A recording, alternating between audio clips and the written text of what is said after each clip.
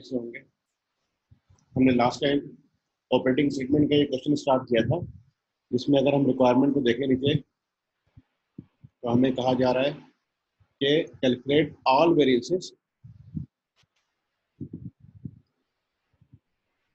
calculate all variances and prepare an operating statement for the month ended 30 June year 7। सारे variances हमने निकाले, ठीक है। हमने ये शुरू किया था और अगर हमने सारे वेरिएंसेस निकाल लिए थे, अब हम इसकी देखते हैं ऑपरेटिंग सेगमेंट क्या होगी। हमने कहा था कि हम लिखते हैं name of organisation, operating statement, जो स्टेटमेंट हम बना रहे होते हैं उसका नाम लिखेंगे। और the month of June year 7 था, हमने वो लिखा। बजटेड सेल्स हमें क्वेश्चन में दी गई है 5100 इंटू 20 की बजटेड सेल प्राइस है, दैट इज 102,000। ये बेटा यहाँ से आ रही है,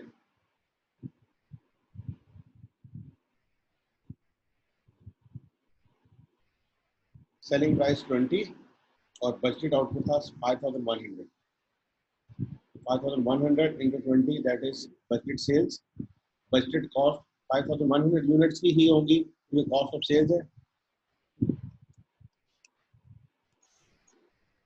सेम अमाउंट ऑफ यूनिट्स और कॉस्ट है बेटा, सेकंड कॉस्ट है 14 and that is under absorption costing.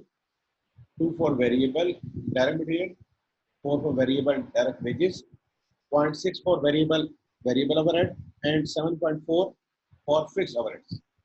Okay, अच्छा बेटा, ये 14 बन गया। इसके साथ जब हमने इसको किया तो ये 71,400, और अगर हम बजटेड ग्रॉस प्रॉफिट देखें, sales minus cost of sales, that is 5,100 into 6, that is 30,600। तो बजटेड ग्रॉस प्रॉफिट जो हमने कमाना है दैट इज 30,600। ओके, इसके बाद बेटा हमने वेरिएंसेस वन बाय वन करके मालूम किए थे, ये आपके सामने इनकी वर्किंग भी है, आपके साथ एक्सेल में इसको शेयर भी कर सकते हैं, कुछ किया भी था मैंने। और ये वेरिएंसेस आपके सामने आ रहे हैं। That first one is the sales price variance.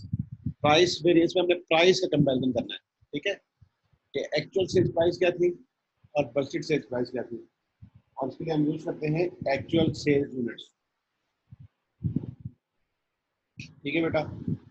फिर है सेल्स वॉल्यूम वेरिएंस, कि बजटेड वॉल्यूम क्या था और एक्चुअल वॉल्यूम क्या हुआ, और इसके लिए हम यूज करते हैं स्टैंडर्ड प्रॉफिट पर यूनिट। इस तरीके से हमने ये निकाला। लाइक वाइज डायरेक्ट मटेरियल का प्राइस वेरिएंस था, डायरेक्ट मटेरियल का यूजेज वेरिएंस था, डायरेक्ट लेबर का रेट वेरिएंस, डायरेक्ट लेबर का efficiency variance, idle time variance, variable overhead expenditure variance, variable overhead efficiency variance, fix overhead expenditure variance और fix overhead volume variance हमने किया था। तो ये सारे वेरिएंस हम उस दिन निकाल चुके थे। हम क्या करते हैं बेटा, फिर इसके बाद फेवरेबल को जमा कर लेते हैं। ये देखिए, हमने फेवरेबल के लिए लिंक लगाया, फेवरेबल को जमा कर लिया, इसी तरह अनफेवरेबल को या एडवर्स को जमा कर लिया। दोनों को करेंगे नेट, तो हमारे पास ओवरऑल जो एडवर्स इफेक्ट है that is 6,500, that is 6,500। Okay, अच्छा बेटा, अब ये बजट ग्रॉस प्रॉफिट था। जब हम इसमें से ये वेरिएंस का इम्पैक्ट निकाल देंगे तो that is in fact actual gross profit हमारे पास आ जाएगा, क्योंकि ये जो सारे वेरिएंसेस थे ये सेल्स और कॉस्ट ऑफ सेल्स से ही रिलेटेड करते थे। The first two variance are of sales, ये सेल्स के वेरिएंस थे, and the last variances are of cost, तो ये कॉस्ट के वेरिएंसेस हैं। तो जब हमने सेल्स और कॉस्ट के वेरिएंसेस कर लिए तो हमारे पास क्या आ जाएगा, ग्रॉस प्रॉफिट इन बजटेड और इन एक्चुअल, ठीक है बेटा। इसके बाद क्या करना होता है, ग्रॉस प्रॉफिट के बाद हम ऑपरेटिंग एक्सपेंसेस लेस करते हैं। उसके लिए उन्होंने बताया था selling and administrative expenses amounted to 18,000। Selling and administrative expenses are not included in standard cost and are deducted from profit as a period charge। तो हम इसके बाद क्या कर सकते हैं, इसके बाद हम ये कर सकते हैं बेटा कि सेलिंग एडमिन एक्सपेंसेस लिखें 18,000 और हमारे पास आ जाएगा actual net profit that is 6100। तो इस तरह हमने बजटेड ग्रॉस प्रॉफिट को एक्चुअल ग्रॉस प्रॉफिट के साथ टैली किया। और अगर सेलिंग एडमिन हम ना बजटेड करते थे ना उसको हम क्या लेते हैं एज ए पीरियड चार्ज लेते हैं, तो हमने एक्चुअल ग्रॉस प्रॉफिट में से उसको लेस कर दिया और हमारे पास आ गया एक्चुअल नेट प्रॉफिट। और ये एक्चुअल नेट प्रॉफिट हम चेक भी कर सकते हैं कहाँ से। अब देखिए ये जो डाटा था ना नीचे सारा, ये एक्चुअल का डाटा था।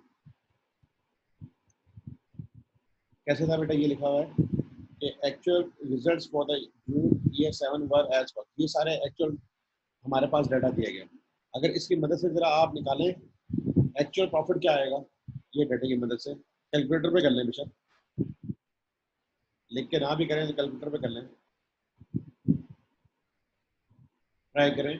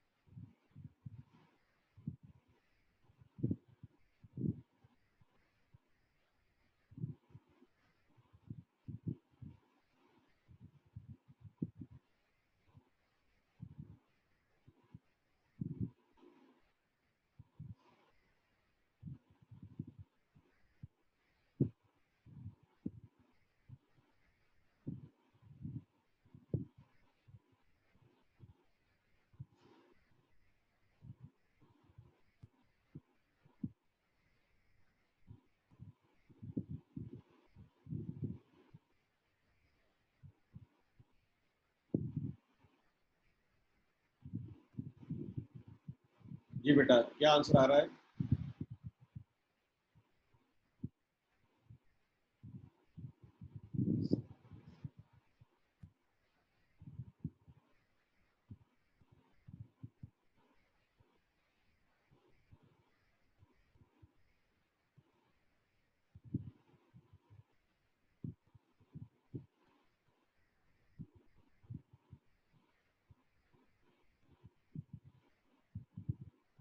Anyone is doing there?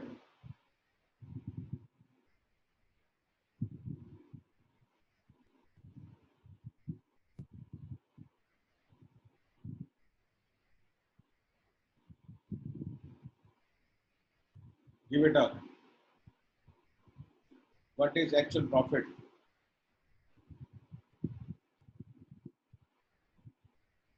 Very easy, मैं आपको बताता हूँ। देखें, this is the sales figure 95,600, sold इतने का हुआ ना। This is direct material cost, this is direct labour cost, this is variable overhead cost, this is fixed overhead cost. जब आप सेल्स में से ये मटेरियल, लेबर, वेरिएबल और फिक्स लेस करेंगे तो आपके पास आ जाएगा एक्चुअल ग्रॉस प्रॉफिट। और जब सेलिंग भी लेस कर देंगे तो आपके पास आ जाएगा एक्चुअल नेट प्रॉफिट। ये आप देख भी सकते हैं, यहाँ पे निकाला गया है।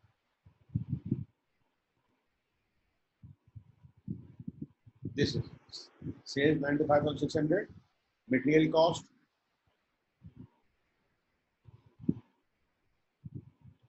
this is labor cost, this is variable overhead cost, this is fixed overhead cost, this is selling and admin।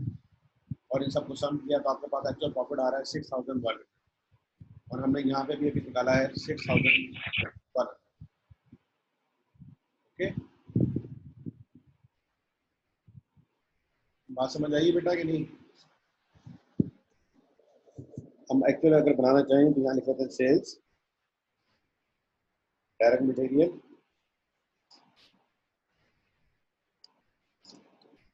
Direct labour, variable effort, fixed effort.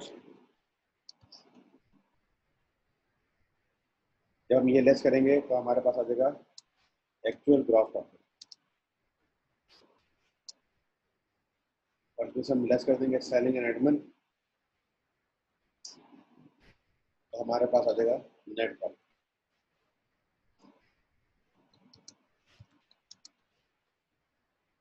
ठीक है बेटा, तो हमारे पास सारी फिगर्स हैं, देखा जाए तो दी हुई भी है।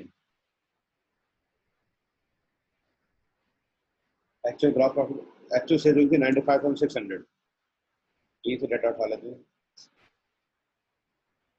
95,600 ये रही, ठीक है। मटेरियल था 9,800, यहाँ से भी हम क्या ला सकते हैं, ये एक्चुअली दिए हुए 90,000 28,000। डायरेक्ट लेबर भी लाना चाहें, डायरेक्ट लेबर भी हमें दी गई है 16,800। फिर है वेरिएबल एफर्ट, वो भी हमें दिए गए हैं 2,600।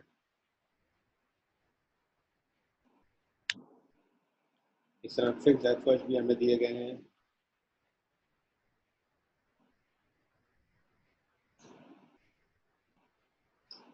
दिस वन, ठीक है। तो अब हम क्या करें कि इससे इसमें से ये सारी चीजें लेस करते हैं अगर,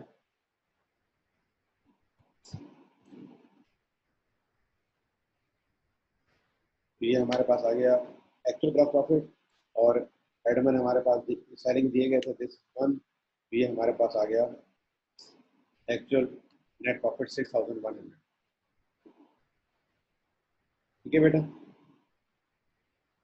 एनी कंफ्यूजन? तो एक्चुअल तो आपके पास एक्चुअल डेटा से निकाला आएगा स्ट्रेट अवे, लेकिन हमने यहाँ क्या करना है इस क्वेश्चन में, ये निकालना है पहले बजटेड प्रॉफिट दिस वन, और उसको फिर रिकंसाइल करना है फिर एक्चुअल प्रॉफिट, और इससे हमें पता लगता है कि जो हमने सारे वेरिएंसेस निकाले हैं वो ठीक निकाले हैं, और हमारा बजट जो है वो एक्चुअल से टैली कर रहा है, ठीक है बेटा। कोई क्वेश्चन इसमें?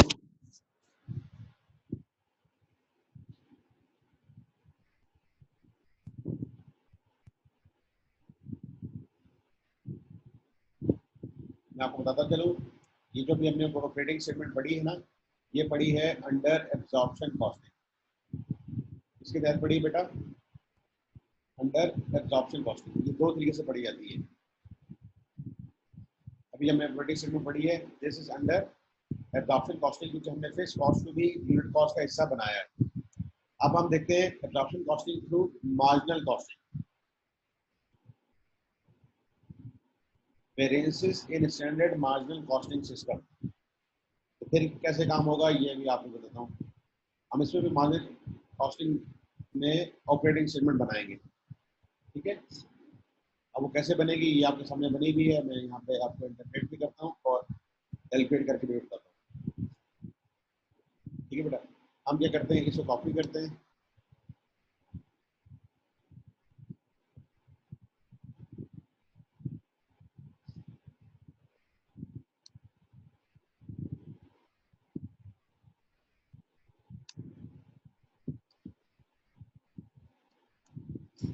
अब मार्जिनल से हम बनाएंगे इसको, ठीक है। डाटा वही रखेंगे और जो चेंजेस करेंगे मैं आपके सामने भी कर देता हूँ।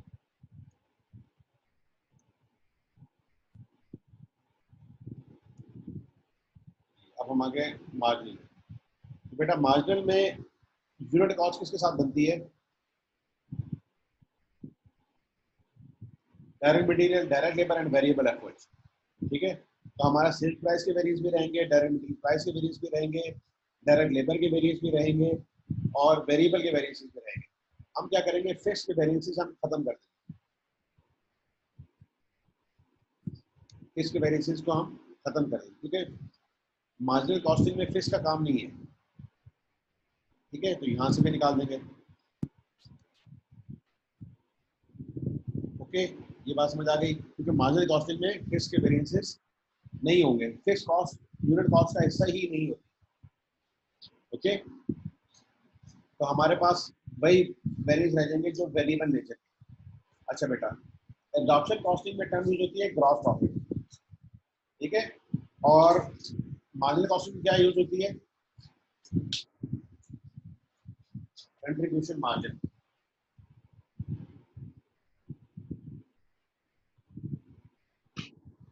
तो यहाँ पे हम ले लेंगे बजटेड वेरिएबल कॉस्ट,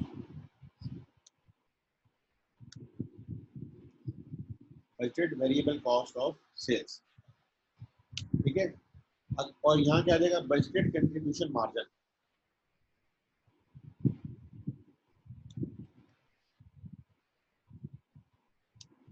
क्योंकि अब हम डील कर रहे हैं थ्रू मार्जिनल कॉस्टिंग, ठीक है बेटा, थ्रू मार्जिनल कॉस्टिंग।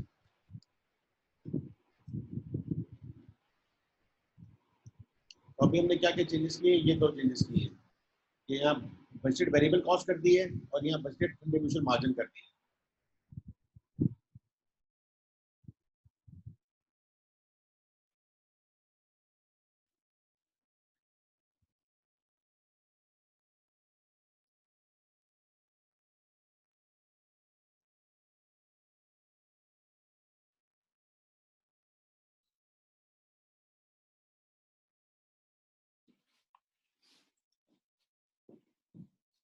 जी बेटा,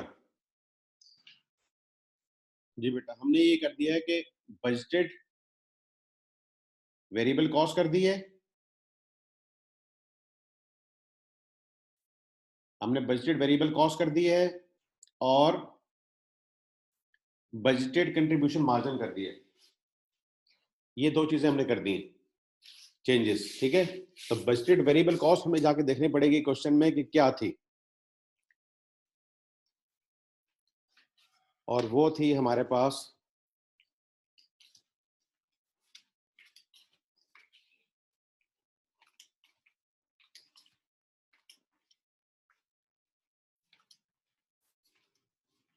यहां देखें, हमें सब लेनी पड़ेगी वेरिएबल, और वेरिएबल में क्या है, direct material, direct wages, variable overhead. इन तीनों को जमा करें तो कितना बनता है बेटा, 6.6। तो वेरिएबल कॉस्ट हो जाएगी हमारी 6.6। ओके, हम इसको अपडेट कर लेते हैं। यहाँ पे आ जाएगा 6.6। तो फिर कंट्रीब्यूशन मार्जिन कितना रह जाएगा बेटा हमारा, 13.4।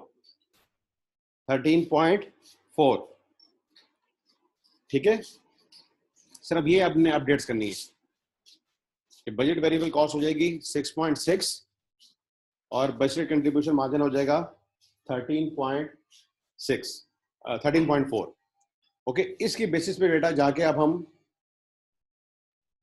सेल्स वॉल्यूम वेरिएंस जो है ना, इसको अपडेट करेंगे, क्योंकि ये पहले था स्टैंडर्ड प्रॉफिट के साथ, अब ये हो जाएगा स्टैंडर्ड कंट्रीब्यूशन मार्जिन के साथ, जो कि हो गया 13.4।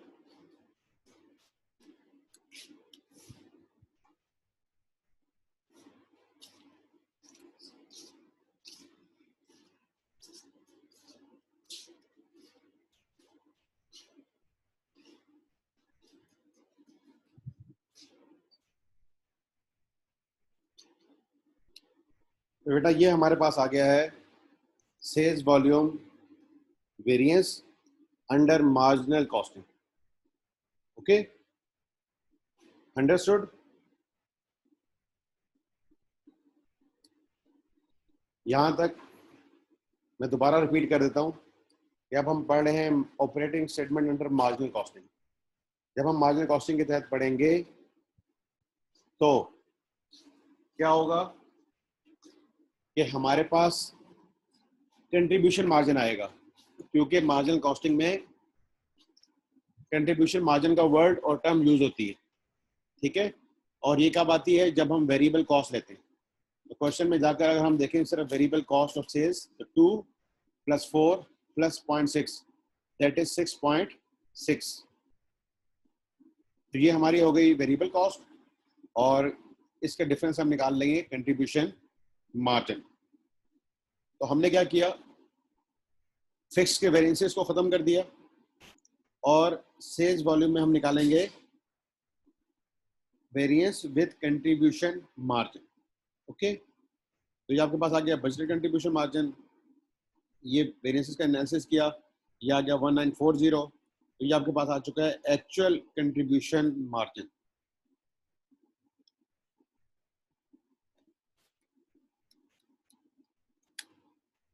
और अगर हम ये प्रूव भी करना चाहें कि वाकई ये एक्चुअल कंट्रीब्यूशन मार्जिन है, तो ये आपके सामने यहाँ पे भी कर लेते हैं। ये सेल्स की फिगर थी बेटा, ये डायरेक्ट मटेरियल, डायरेक्ट लेबर और ये वेरिएबल ओवरहेड। जब हमने इसमें से लेस किया तो देखें क्या आ रहा है, that is actual contribution margin, actual contribution margin, ठीक है। और यहाँ पे भी अगर हम देख लें तो ये फिगर आ गई, और जब हमने इस फिगर में से ये वेरिएंसेस को सेट ऑफ किया तो हमारे पास आ गया है एक्चुअल कंट्रीब्यूशन मार्जिन, जो यहाँ पे भी आपके सामने अवेलेबल है। अब क्या करेंगे बेटा, इसमें से हम दो चीजें लेस करेंगे। वन इज लेस करेंगे फिक्स्ड एफओएच इन एक्चुअल,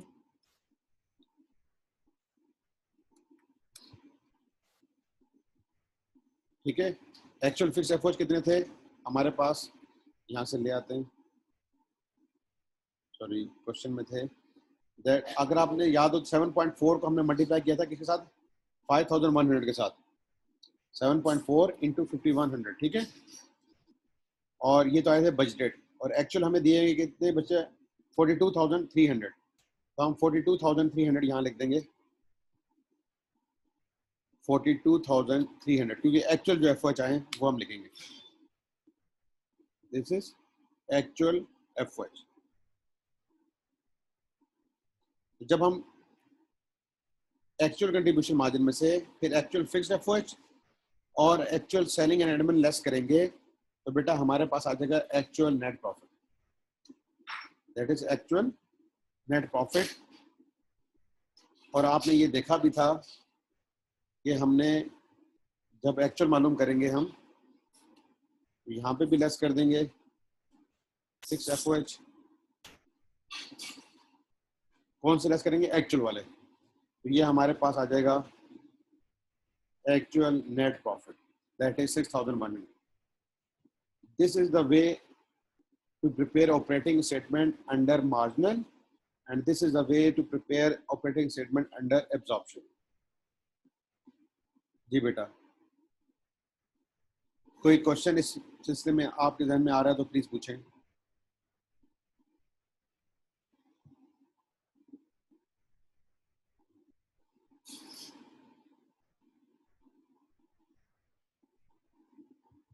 जब हम आएंगे मार्जिनल कॉस्टिंग के तहत तो हम कंट्रीब्यूशन मार्जिन के साथ काम करते हैं, तो हमारा जो सेल्स का वेरिएंस आएगा, वॉल्यूम वेरिएंस, वो भी कंट्रीब्यूशन मार्जिन के साथ आएगा। जैसे यहाँ पे हमने कंट्रीब्यूशन मार्जिन निकाला ना बेटा, तो यही चीज यहाँ पे भी हमने यूज की, ओके।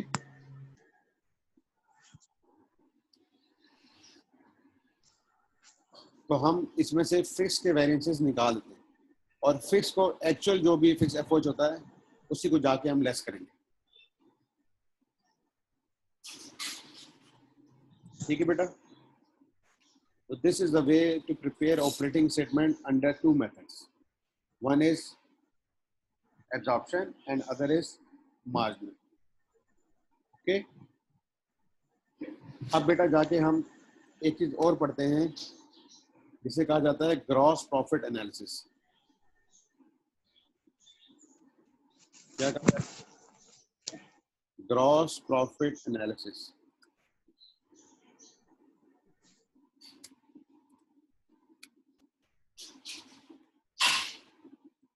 ठीक है। आईएमएस के ऊपर थोड़ा सा आपको ब्रीफ कर देता हूँ। ग्रॉस प्रॉफिट एनालिसिस में बेटा ये होता है कि हम सारे पेंसिल को एक दफा रिमूव करते हैं और अपनी डिस्कशन पे आते हैं।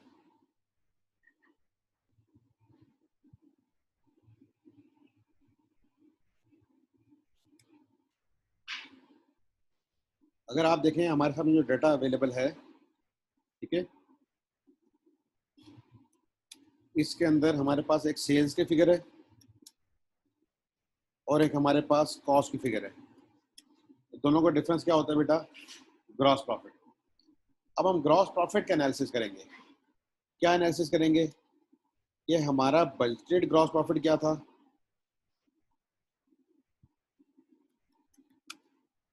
और हमारा एक्चुअल ग्रॉस प्रॉफिट क्या है।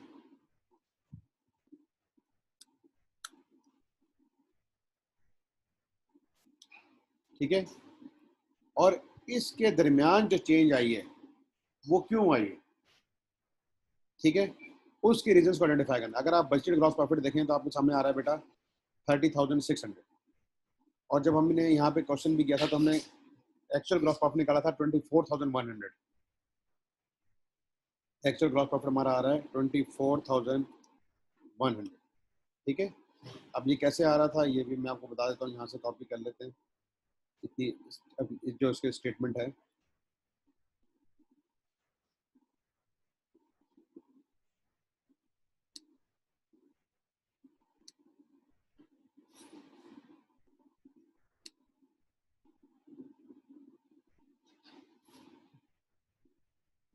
जी बेटा, क्योंकि ये है आपके पास actual data.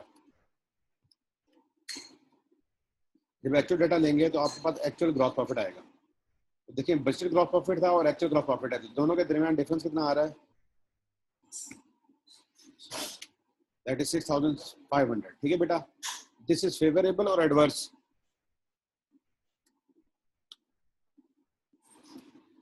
This is adverse, क्योंकि जब प्रॉफिट आपका बजट से कम हो जाए that is adverse thing, okay, और अगर बजट से ज्यादा हो जाए तो दैट इज फेवरेबल। तो आपके पास ये एडवर्स आया है। अब आपने इसको एनालाइज करना है, जैसे हमारा ये टॉपिक है ग्रॉस प्रॉफिट एनालिसिस, हमने इसको एनालाइज करना है कि ये क्यों आया, ठीक है बेटा, हमने इसको एनालाइज करना है कि ऐसा क्यों हो रहा है।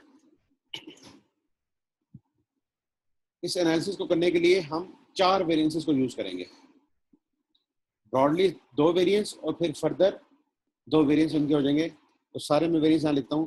First one is sales price variance, next is sales volume variance,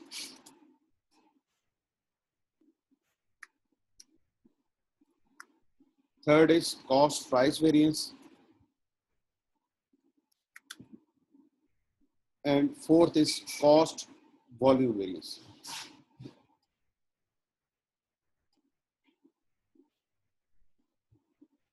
ठीक है बेटा,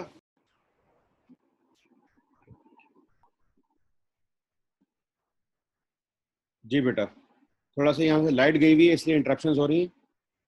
एनीवे, सेल्स के भी 2 वेरिएंस हैं हमारे पास, ठीक है, और हमारे पास कॉस्ट के भी 2 वेरिएंस करेंगे। और जस्ट कौन से वेरिएंस बेटा, प्राइस का और वॉल्यूम का, प्राइस का और वॉल्यूम का। तो सेल्स प्राइस वेरिएंस जिस तरह हम निकालते थे पहले सेम उसी तरीके से निकलेगा, ठीक है, और सेल्स वॉल्यूम वेरिएंस भी सेम उसी तरीके से निकलेगा। तो हम क्या करते हैं, इन वेरिएंस को यहाँ पे कॉपी कर लेते हैं। ये सेल्स प्राइस वेरिएंस था, इसको मैं कॉपी करके ले आता हूँ।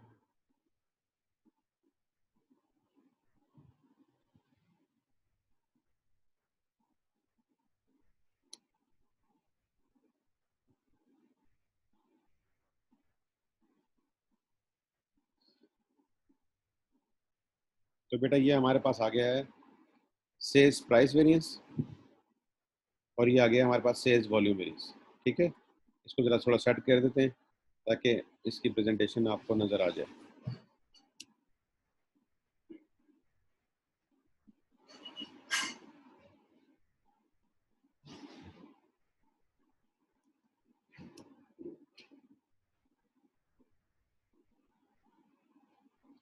ये था हमारे पास एक्चुअल डेटा, इसको हम ज़्यादा से हाईलाइट कर देते ताकि हमारे सामने रहे। और इसके बाद हमने किया सेल्स का प्राइस वेरिएंस, और बेटा इसका आंसर भी आपके पास आ रहा है, दैट इज 1400 एडवर्स। हम यहाँ जाके लिख देते हैं 1400 एडवर्स, और सेल्स वॉल्यूम का वेरिएंस भी था 1500 एडवर्स। ये तो बेटा पहले ही आपने सेल्स के ये दोनों वेरिएंस निकाले हुए हैं, प्राइस एंड वॉल्यूम। अब हम इसी तरह ही निकालेंगे कॉस्ट के वेरिएंस, और कॉस्ट के वेरिएंस हम अलग-अलग नहीं निकालेंगे कि मटेरियल का अलग, लेबर का अलग, ठीक है, हम उनको अलग नहीं निकालेंगे, हम टोटल कॉस्ट के वेरिएंस निकालेंगे। और वो कैसे निकालेंगे अभी आपके सामने करते हैं इसको डिस्कस।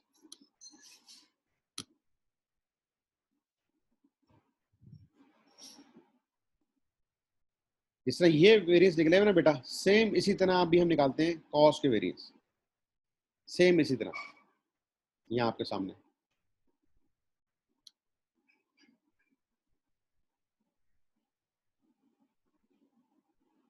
यहाँ थोड़ी सी जगह बना लेते हैं। यहाँ पे क्या था, पहले सेल्स चला था ना, अब यहाँ हो जाएगा cost. One is cost price variance and other is cost volume variance. और याद रहे कि हम कॉस्ट का इकट्ठा वेरिएंस निकालेंगे, अलग अलग करके वेरिएंस नहीं निकालेंगे, यानी कि डायरेक्ट मटेरियल, डायरेक्ट लेबर सब कुछ इकट्ठा कर दिया हमने। अच्छा जी, अब क्या होता है बेटा, कॉस्ट प्राइस, ये सेल्स का था, मैं इसके पैरेलल कर रहा हूँ, actual unit sold into actual cost price. ठीक है। अच्छा जी, एक्चुअल कॉस्ट आपके सामने क्या आ रही है बेटा, this is the actual cost. अगर हम यहाँ इसका सम कर लें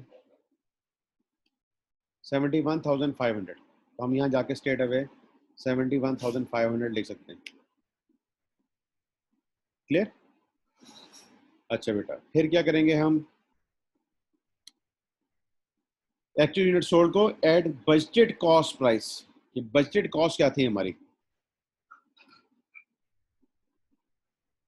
एड बजटेड कॉस्ट। ठीक है बेटा, बजटेड कॉस्ट हमारी कितनी थी 14, तो हम 14 से मल्टीप्लाई कर देंगे, तो ये आ जाएगा 4,850, क्योंकि एक्चुअली हमने इतने यूनिट्स ही प्रोड्यूस और सोल्ड किए एंड मल्टीप्लाई बाय 14, तो ये बन गया 67,900। तो बेटा ये आ जाएगा हमारा अनफेवरेबल वेरिएंस बाय 3,600। क्यों कि हमारी कॉस्ट होनी क्या चाहिए थी, बजटेड कॉस्ट 67,900 और एक्चुअली कॉस्ट हो गई है 71,500, that is adverse.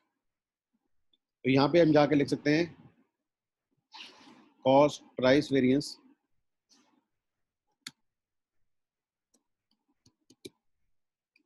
This is also adverse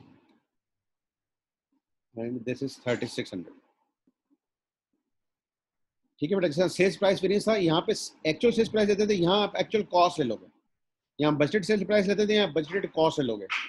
अब हम करते हैं cost volume, budgeted sales units into standard cost. ठीक है, 5,100 इनटू स्टैंडर्ड कॉस्ट कितनी थी हमारी 14, तो यहाँ आ जाएगा 5,100 इनटू 14। ओके, और यहाँ क्या करते हैं फिर, वॉल्यूम है ना, तो actual unit sold into standard cost, और है कॉस्ट का ये, तो दैट इज एक्चुअल कॉस्ट है, स्टैंडर्ड कॉस्ट है हमारी 14 ही, तो ये हमारे पास आ जाएगा कि वॉल्यूम के ऊपर क्या इम्पैक्ट पड़ा है, दिस इज 4,850 मल्टीप्लाई बाय 14, क्योंकि इसमें बेटा स्टैंडर्ड कॉस्ट ही रहती है, जिस तरह यहाँ स्टैंडर्ड प्रॉफिट था तो यहाँ स्टैंडर्ड कॉस्ट। ठीक है, तो ये हमारे पास आ गया है 1,500 का। अच्छा नहीं, इसको भी लगाते हैं फॉर्मूला। अच्छा जी, वॉल्यूम बेटा ये क्या आएगा आपके ख्याल में, फेवरेबल कि अनफेवरेबल,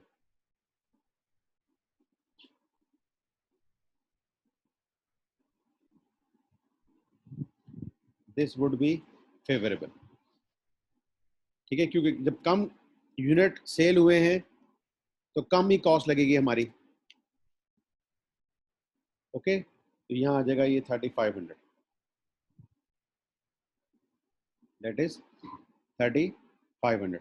ओके, अच्छा ये हमारे पास वेरिएंस आ गया। अच्छा, अब हमें ये जो बेटा था ना सेल्स का वॉल्यूम वेरिएंस, इसको थोड़ा सा सेट करना पड़ेगा, इसे भी हमें करना पड़ेगा स्टैंडर्ड सेल प्राइस, और यहाँ पे भी करना पड़ेगा स्टैंडर्ड सेल प्राइस, क्योंकि ये सिर्फ ग्रॉस प्रॉफिट का एनालिसिस है, इसलिए हम यहाँ प्रॉफिट को नहीं लेंगे। और स्टैंडर्ड सेल प्राइस कितनी थी हमारी 20, और यहाँ पे भी आ जाएगा स्टैंडर्ड सेल प्राइस है 20, this is 5,100 into 20 that is 102 और एक्चुअली क्या हो जाएगा 4850 into 20 दैट इज 97,000। हमारी सेल कम हुई है that is adverse by 5,000। Okay, हम क्या करेंगे अब इनका सम कर लेंगे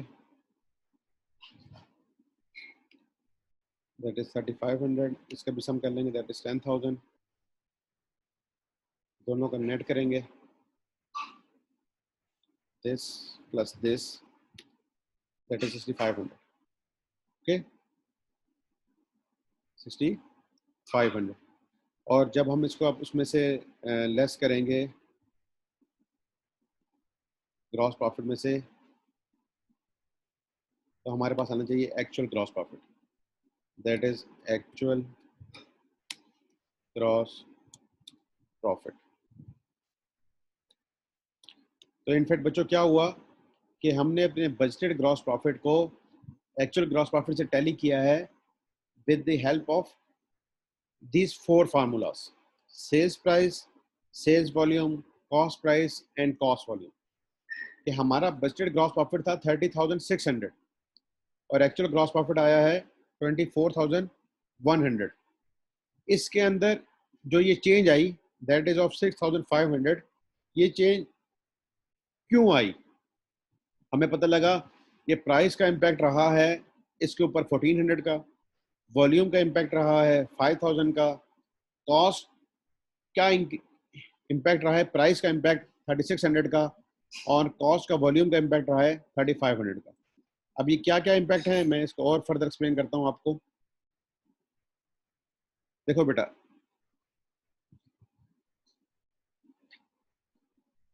अगर हम 20 रुपीज पे ही सेल करते, ठीक है, तो हमारी सेल्स कितनी होनी चाहिए थी 102,000 की और एक्चुअली हमारी सेल्स कितने की हुई है 95,600 की।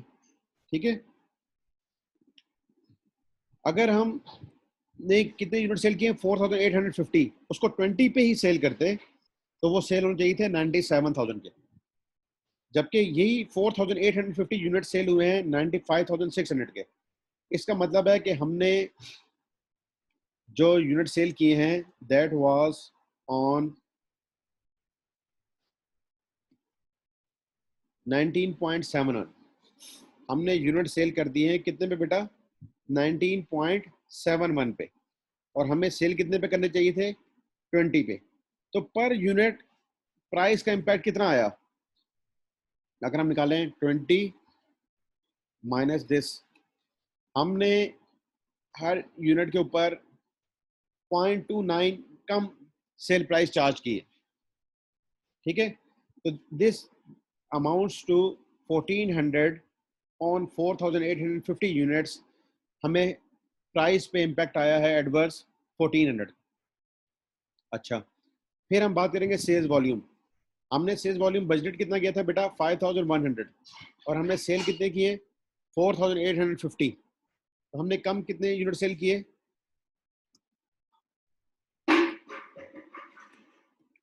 हमने कम यूनिट सेल किए 250 और एक यूनिट की प्राइस कितनी है 20, तो 250 को जब हम 20 से मल्टीप्लाई करेंगे तो हमारे पास आ जाएगा 5,000। कि हमारे कम यूनिट सेल होने से सेल्स वॉल्यूम हमें क्या बताता है कितने यूनिट्स कम सेल हुए हैं या ज्यादा सेल हुए हैं। अगर कम सेल हुए हैं तो हमारा एडवर्स वेरिएंस आएगा और उसकी वजह से सेल के ऊपर क्या फर्क पड़ा दैट इज 5,000। ठीक है, क्योंकि 250 कम सेल हुए और उसको मल्टीप्लाई कर दिया हमने किसके साथ 20 रुपीज की प्राइस के साथ, that is sales volume variance. यहाँ पे हमने क्या किया था कि 0.29 लेस सेल की थी। ठीक है, और हमारे पास कितने यूनिट से 4,850, उसकी वजह से हमारा ये वेरिएंस निकल आया। अब हम आते हैं कॉस्ट के ऊपर। कॉस्ट के हवाले से अगर हम बात करें तो हमारी क्या कॉस्ट थी पर यूनिट 14। ठीक है बेटा, कितनी थी 14, जबकि अगर हम यहाँ पे देखें हमारी कॉस्ट क्या आ रही है दैट इज 71,500। और अगर हम यूनिट कॉस्ट निकालना चाहें तो दिस डिवाइड बाय 4,850। हमने तो इतने यूनिट्स बना के सेल किए ना। अब देखो यहाँ यूनिट कॉस्ट कितनी आ रही है, 14.74। बजटेड कॉस्ट थी 14, लेकिन एक्चुअल कॉस्ट आ रही है 14.74। तो 0.74 से ये कॉस्टें भी बढ़ गई।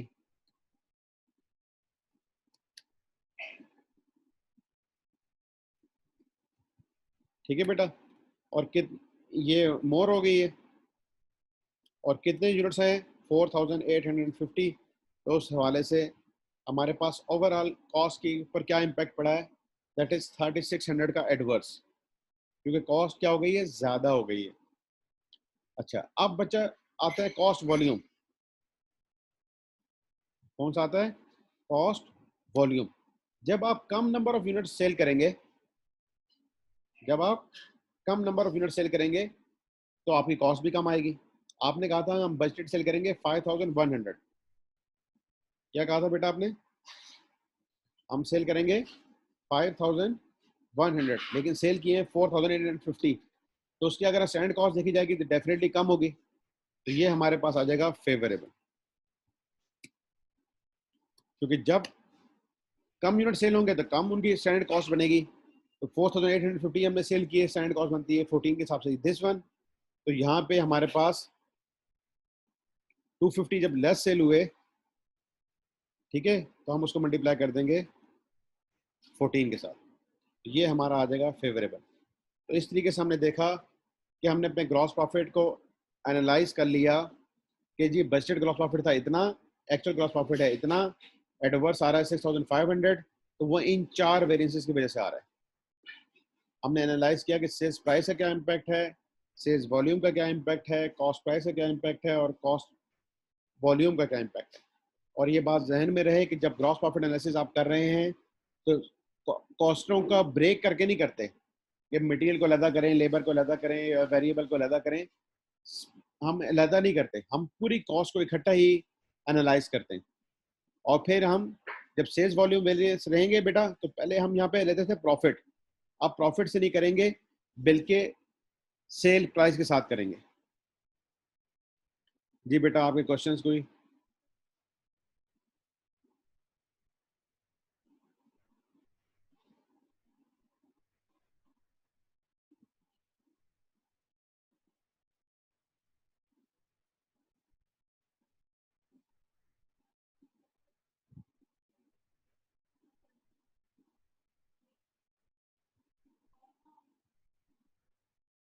तो आज हमने देख लिया है ऑपरेटिंग स्टेटमेंट अंडर अब्जॉर्प्शन। हमने लास्ट क्वेश्चन को कंटिन्यू किया, ऑपरेटिंग स्टेटमेंट मार्जिनल। ठीक है बेटा। और आज हमने ये भी देखा है ग्रॉस प्रॉफिट एनालिसिस। तो ग्रॉस प्रॉफिट एनालिसिस में हमने चार वेरिएंस निकालने हैं, sales price, sales volume, cost price and cost volume. Sales price variance same जिस तरह पहले निकाला जाता है, सेम उसी तरीके से आएगा। ठीक है। और कॉस्ट वॉल्यूम में क्या चेंज आ रहा है, पहले हम लेते थे स्टैंडर्ड प्रॉफिट, अब लेंगे स्टैंडर्ड सेल प्राइस, क्योंकि हम ओवरऑल सेल्स पे इम्पैक्ट देख रहे हैं। क्योंकि साइमल्टेनियसली हम क्या साथ देख रहे हैं, हम ओवरऑल कॉस्ट के ऊपर भी इम्पैक्ट देख रहे हैं।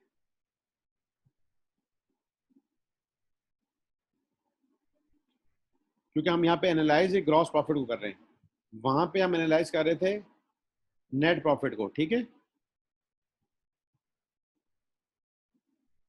जी बेटा। तो ये ग्रॉस प्रॉफिट एनालिसिस का जो पूरा चैप्टर है वो आपके सामने अभी स्क्रीन पे नजर आ रहा है। Any question, any confusion?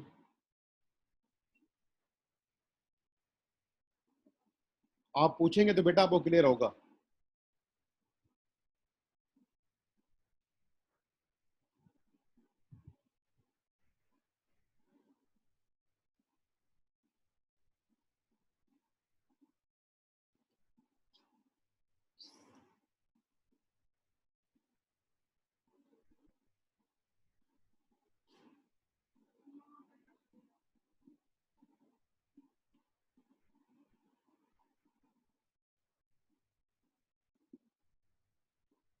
तो ये 30,600 कहाँ से आया था बेटा, यहाँ से आया था।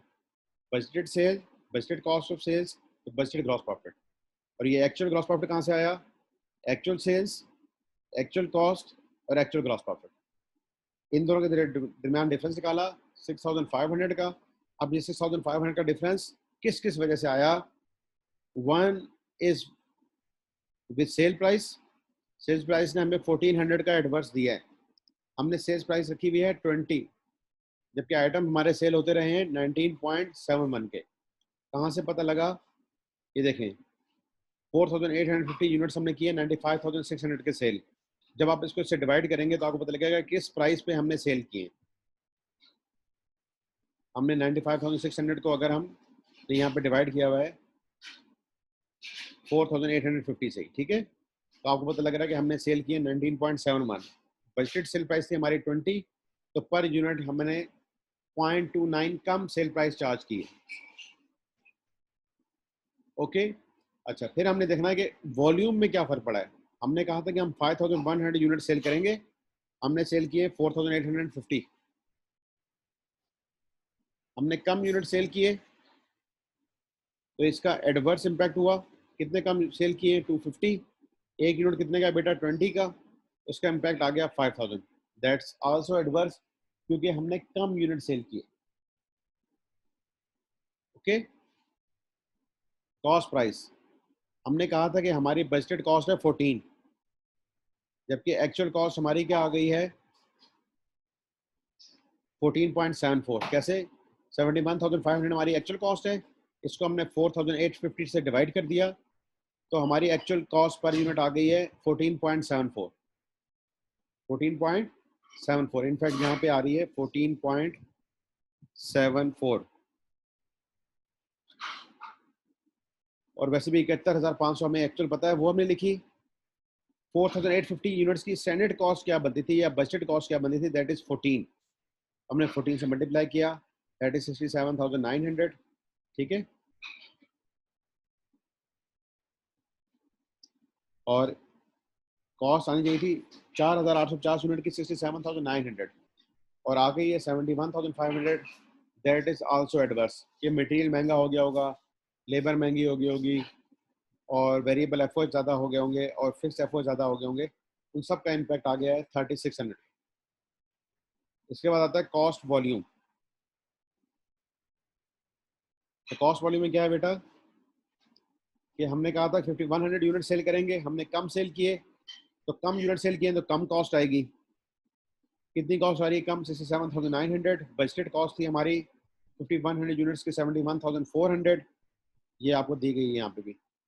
तो हमें यहाँ 3500 कम कॉस्ट आई है, दैट इज फेवरेबल इम्पैक्ट। तो हमने फेवरेबल को सबको जमा कर लिया, एडवर्स को जमा कर लिया, दोनों का नेट निकाला 6500। 30,600 में से एडवर्स को लेस किया तो हम आ जाएंगे एक्चुअल ग्रॉस प्रॉफिट पे, और इस तरह हमारा ये प्रॉफिट टैली हो गया। ओके,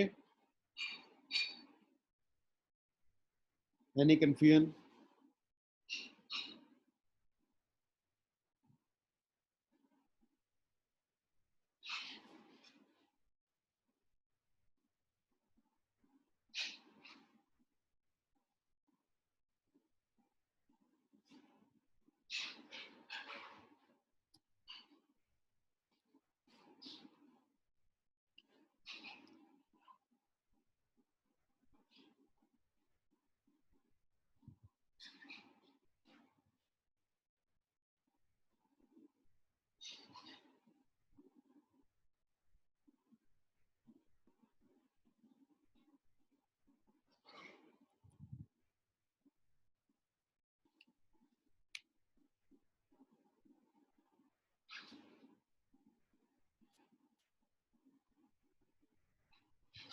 अच्छा बेटा, फिर ये क्वेश्चन था एक स्टूडेंट का कि जी मुझे फ्लेक्सिबल बजट जो पेज नंबर 329 पे है ये समझा दें। तो मैं आपको समझा देता हूँ बेटा। इसमें ये बात है समझने की, मैं यहाँ पे भी एक्सप्लेन करता हूँ जैसा फ्लेक्सिबल बजट पे आके। ये तो एक नई शीट में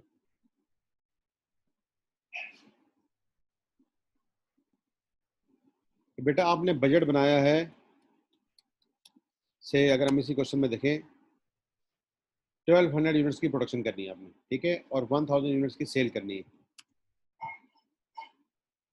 सेल्स आपने करनी है 1000 की और प्रोडक्शन करनी है 1200, ठीक है। This is budget. और एक्चुअल में क्या हुआ कि 900 आपने सेल किए हैं और प्रोडक्शन की है 1000, एंड दिस इज 1000, ठीक है बेटा। अब आपके ख्याल में क्या ये, अगर हम यहाँ पे इसका वेरिएंस निकालें तो ये कंपेरेबल है?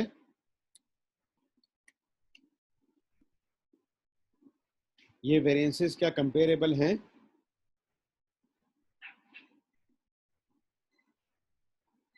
ये बेटा कंपेरेबल नहीं है। हमें क्या करना पड़ेगा to have a meaningful variance analysis? हमें यहाँ पे लाना पड़ेगा फ्लेक्सिबल बजट।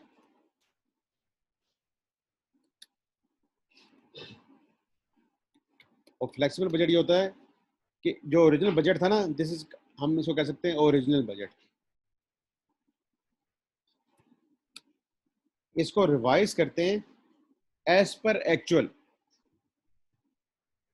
यानी हमें फ्लेक्सिबल बजट बनाना पड़ेगा 900 यूनिट्स का और प्रोडक्शन का बजट बनाना पड़ेगा 1000 यूनिट्स का। जब ये फ्लेक्सिबल बजट आ जाएगा बेटा, this one and this one is comparable, और इसका आप निकालेंगे वेरिएंस। फ्लेक्सिबल बजट बनेगा किससे? ओरिजिनल बजट की हेल्प से ही। लेकिन अब ये जो बजट आएगा, this is comparable with actual result, और इसका जो वेरिएंस एनालिसिस आएगा, this is the meaningful analysis. इसे कहा जाता है एप्पल टू एप्पल कंपैरिजन, ठीक है। अब वो कैसे होता है? बड़ा आसान है बेटा, क्योंकि हमारे पास यहाँ पे क्या चीजें हैं, दो किस्म की, एक है वेरिएबल नेचर की और एक है फिक्स नेचर की। फिक्स जो है ना, से अगर यहाँ पे था 500, तो बेटा वो यहाँ पे भी 500 ही रहेगा, और एक्चुअल जो भी रिजल्ट आए हम उसको वेरिएंस निकाल लेंगे। तो फिक्स होते हैं ना, वो ओरिजिनल बजट में भी और फ्लेक्स बजट में भी ये सेम रहेंगे। फिक्स है ना, जैसे रेंट है, डेप्रिसिएशन है, सुपरवाइजर सैलरी है, प्रॉपर्टी टैक्स है, ठीक है, इंश्योरेंस है, ये फिक्स नेचर की है।